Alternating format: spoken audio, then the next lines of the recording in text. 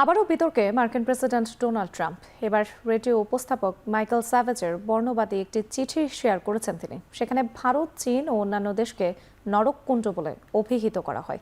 এতে আরও বলা হয়, এশিয়ার নাগরিকরা সন্তান জন্ম দিতে আসেন যুক্তরাষ্ট্রে, শিশু জন্ম নেওয়ার সঙ্গে সঙ্গে মার্কিন নাগরিক হয়ে যায় এবং এরপর চীন, ভারত এবং পৃথিবীর অন্য কোনো নরকভূমি থেকে তাদের পুরো পরিবারকে নিয়ে আসে।